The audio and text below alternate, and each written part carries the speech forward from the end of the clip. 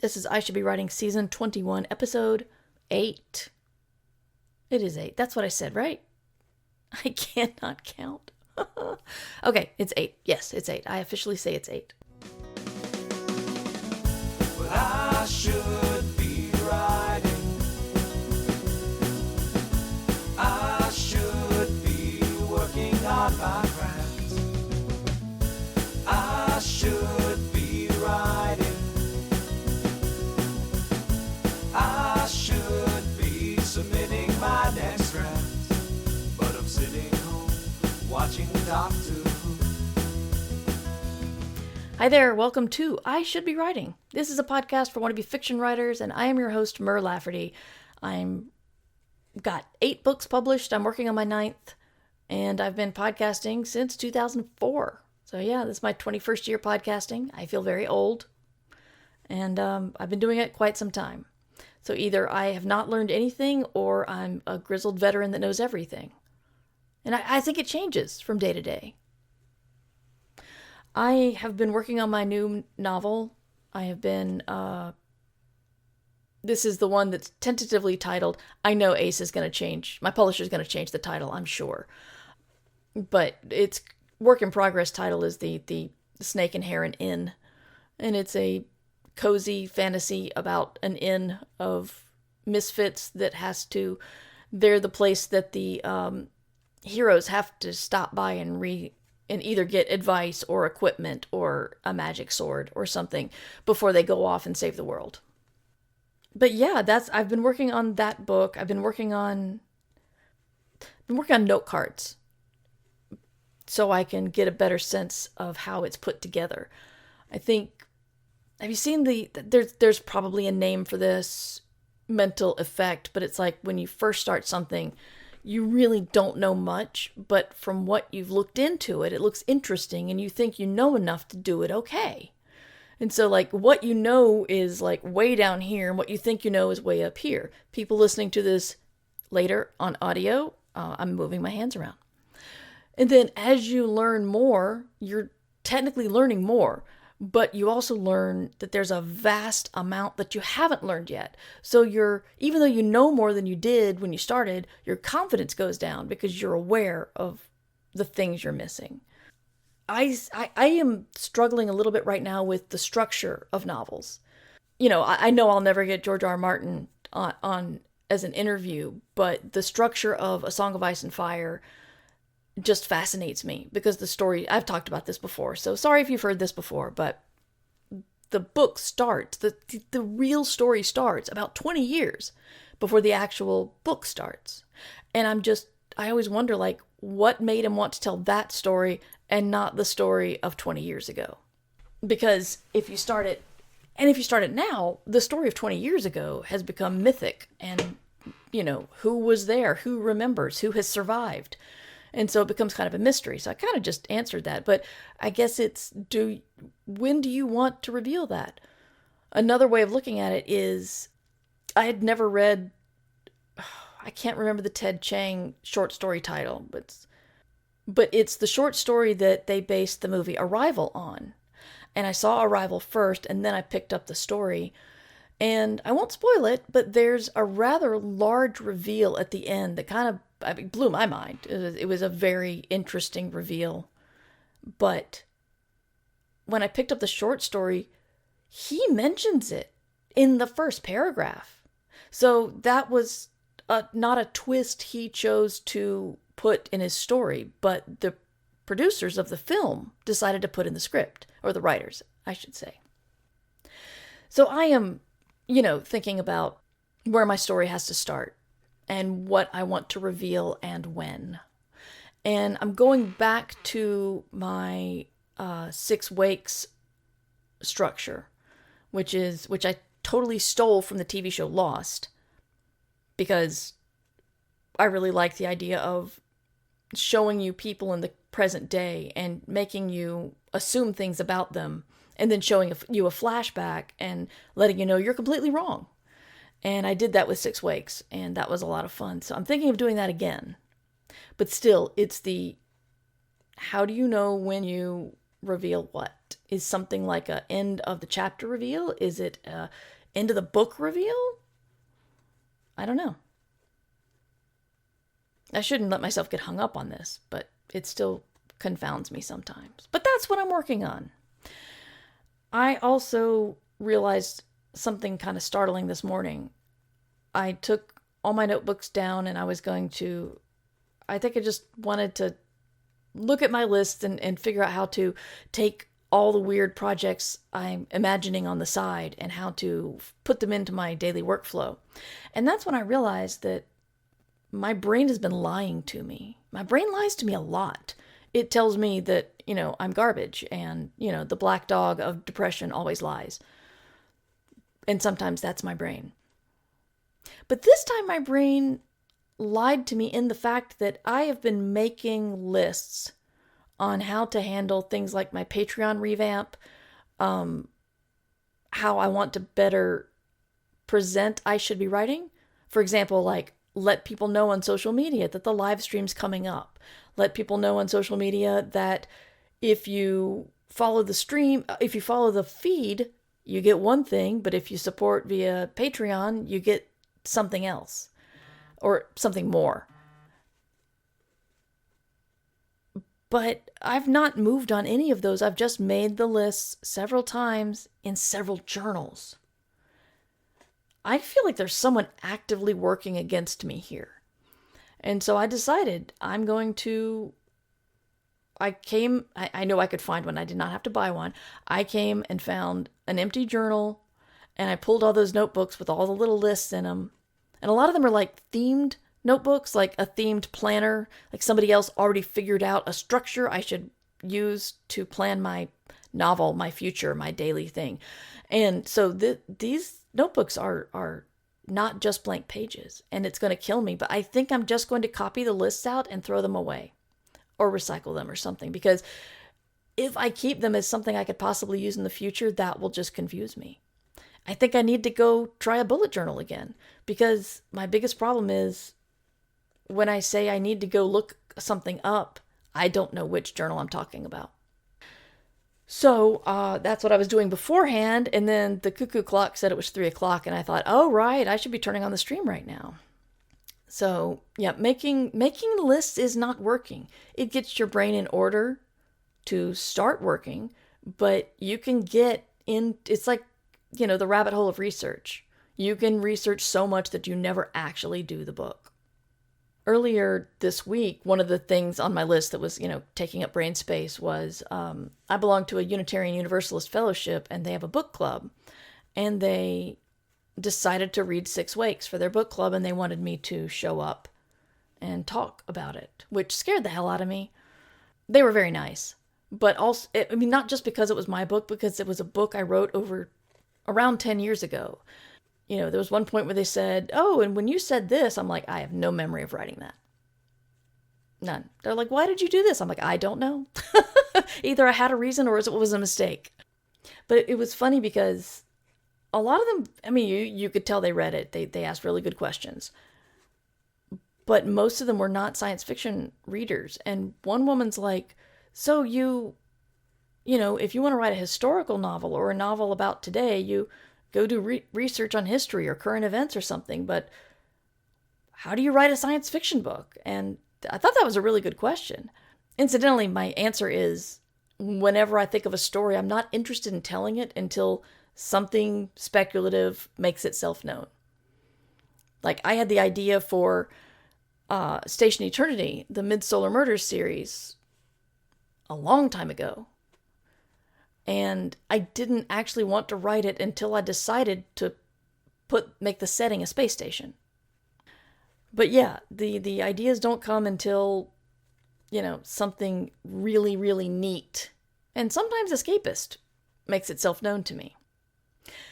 But what I wanted to talk about today was the next bully. If you're listening later, you hopefully will have heard last week's episode, which was about bully number 1, who I've named Bart. And Bart's just mean. Bart's mean. So one thing I did when I was doing these bullies was I told my kid to draw some things for me. And I wrote out and did terrible little sketches of what I wanted, what I think about when I consider these bullies. So bully 1 was a potato, and I did not get the art of bully 1, but I did get the art for bully 2. I just haven't put it in the stream yet. So yeah, while Bart is a potato, yeah, this is I called this one the blade. I wanted this to be sharp and painful. And for a while, I was thinking, the first bully looks like a potato, and he's just kind of mean, and it feels like blunt force trauma when he attacks. You feel like you've been beaten up. But the blade is different. The blade cuts deep. And I was trying to think, like, what is the difference? Like, what am I experiencing when I experience Bart, and what am I experiencing when I'm experiencing the blade? And I realized the blade is jealousy. Yep, the blade is watching someone who you either greatly admire or you think is crap, and watching them succeed.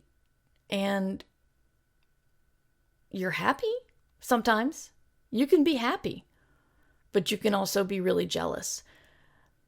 And what I try to do, because I really don't like being jealous of my friends, because I really am happy for them, and I don't want them to think I'm sitting here just eating sour grapes.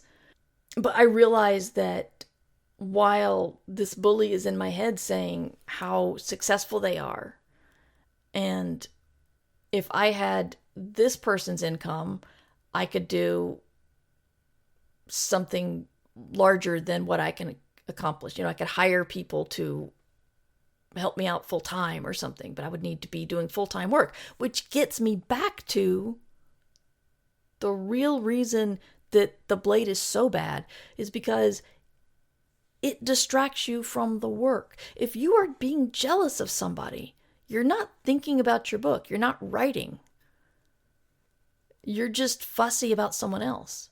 And, I think about the people I'm jealous of and how productive they are. And I'm like, well, I should try to match their productivity if I want to start to look at their success as something I want.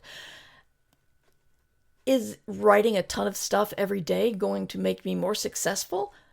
Not on the surface, but in theory it should make me better. And I'll have more books completed. As I mentioned, I was just downstairs writing out all my project lists in one notebook. There are a lot of projects. There are at least 5 novels down there. 5? Maybe 4. Anyway, there's more than one. There's more than one novel that I want to write that has not been sold. One that I'll definitely have to self-publish. And I could just get to work. And I feel like the blade is the sharp one that messes you up, rather than the blunt force trauma one, simply because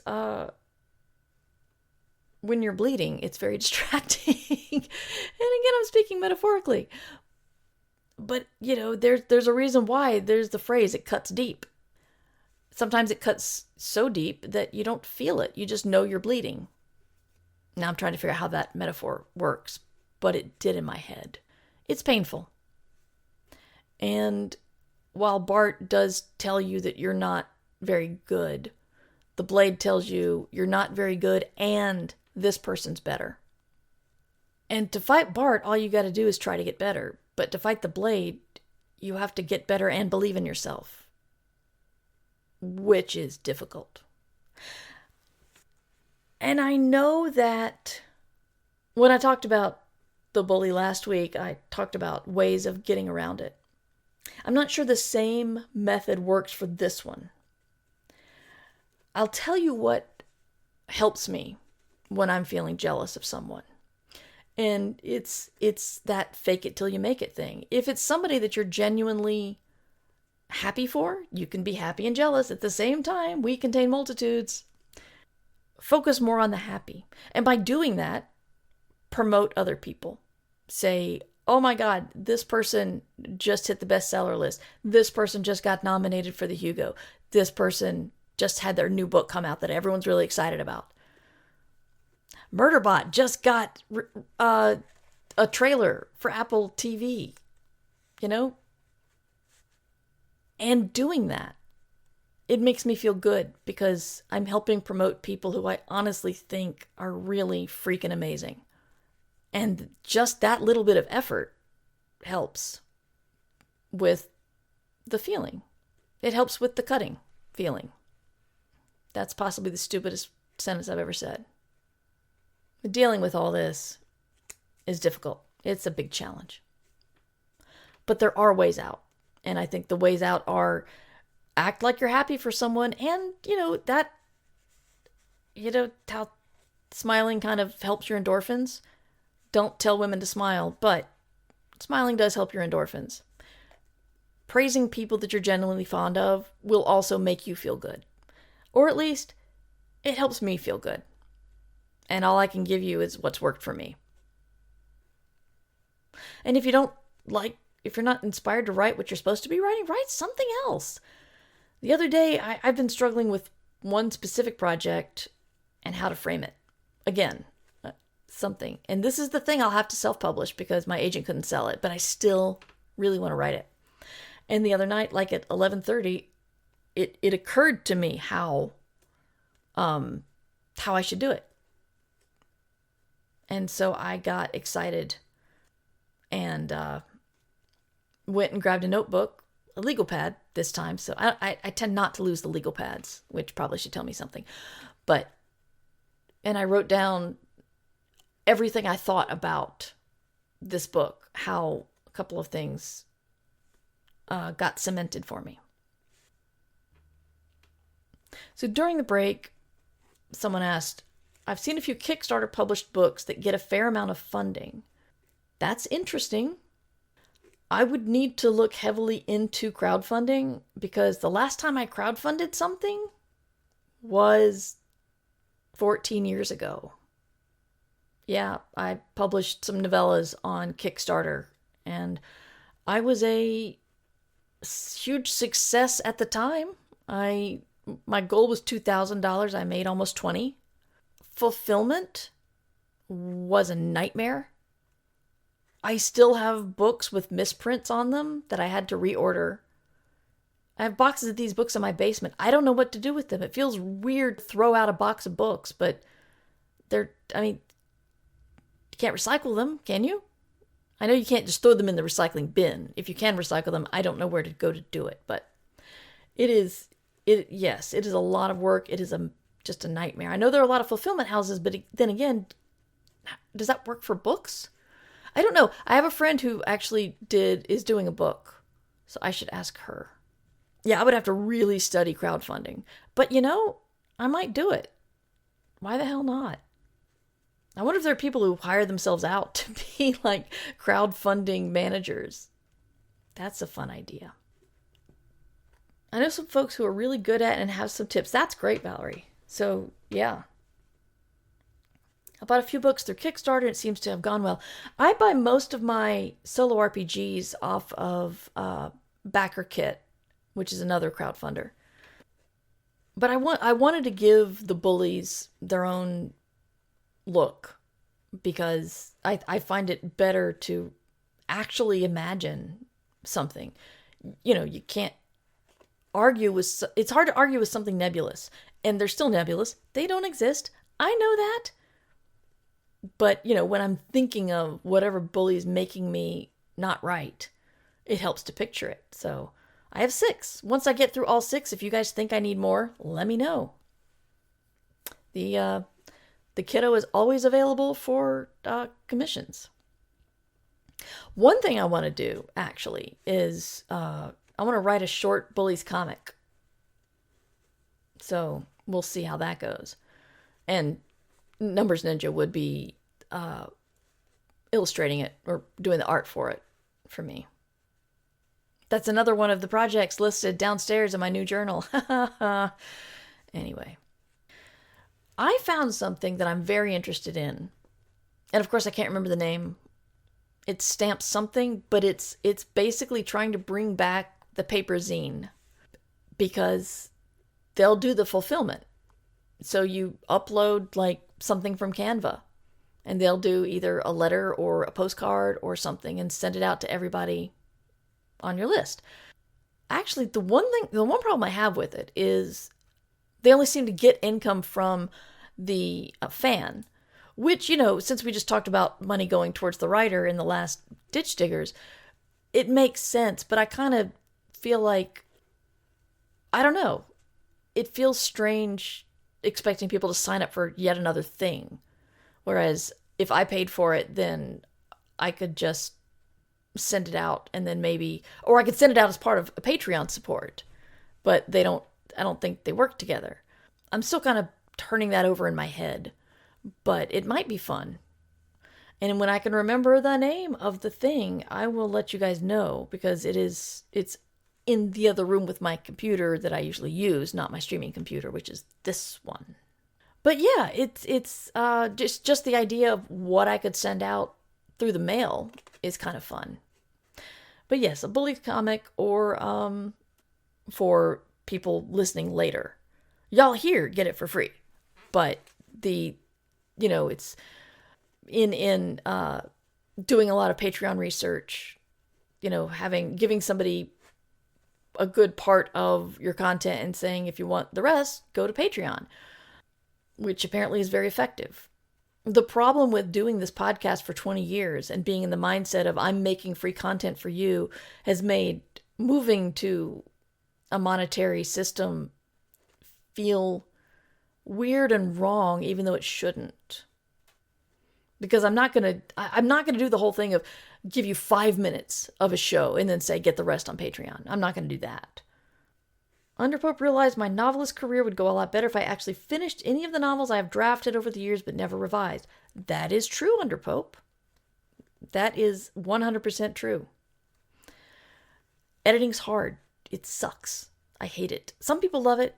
If you've been avoiding it, I'm betting you're in my camp. But it's necessary. The archives are available. I'm working on that. To people who are the lowest level of the Patreon support. Yep. It's just hard. Everything's hard. I was realizing today that changing things excites my brain. And so I've started to question everything that I change. Like, am I changing something because it needs to be changed, or am I changing something because it sounds cool? I was thinking about the companies or brands that have been the same for a very long time. And just thinking, if I had been in charge of one of those brands, I would have been like, somebody makes an offhand suggestion and I'm like, that's a cool idea, let's do it. I remember one time somebody sent Coke a proposal saying, if you made your bottle square, here's how much you could save. Here's how much extra box space you're wasting by putting cylinders in your box. And so you could fit more into the boxes and be more efficient and blah, blah, blah. And I read it. I'm like, that's brilliant. I can't wait till they start doing that. No, they didn't do that. Anyway, I also question all sorts of things. So thank you for listening to I Should Be Writing. You can find me online at murverse.com, or you can search any podcatcher for I Should Be Writing or Ditch Diggers. You'll find me, or find my name. It's Googleable. I do have a Patreon, as I mentioned. I'm going to be doing some revamping, but the biggest things people seem to like about it are the archives and the exclusive Discord. And if you want to email me any questions about writing or about my work, you can find me at mightymur@gmail.com. Infinite Archive comes out in July. That is the third in the Mid-Solar Murders series, the last one. And if you are going to be attending Worldcon, either on a supporting level or an attending level, Valerie and I, Kids Are Asleep in Chat, Valerie and I are the co-editors of Escape Pod, which is up for Best Semi-Prozine. So don't necessarily have to vote for us, but vote. Because I think that's one thing a lot of people don't understand, is that members of the World Science Fiction Society, which you become if you get a supporting membership to Worldcon, That's who votes for the Hugos. Okay, Valerie says vote for us. Yeah. Yeah, vote for us. Anyway, remember, you could be jealous, you could be really bitter, or, don't let the blade cut you too deep, because usually you want to support someone. And if you want to support someone, you should feel good about that. So when the blade starts to cut, see how you can approach your jealousy in a positive way. If you see me praising someone or promoting someone online, it doesn't always mean I am doing it to counter my own jealousy, but it sometimes does. But I'm not lying. I'm not going to praise or support anybody just because I'm jealous. I believe it, what I'm saying. But anyway, thank you guys, and you should be writing. Thank you for listening to I Should Be Writing, the longest running writing podcast in existence. Theme music provided by John Anelio, art provided by Numbers Ninja, and podcast hosting provided by Libsyn. This episode is released under Creative Commons Attribution Non-Commercial No Derivatives 4.0 license. You can find all of my books and podcasts at murverse.com.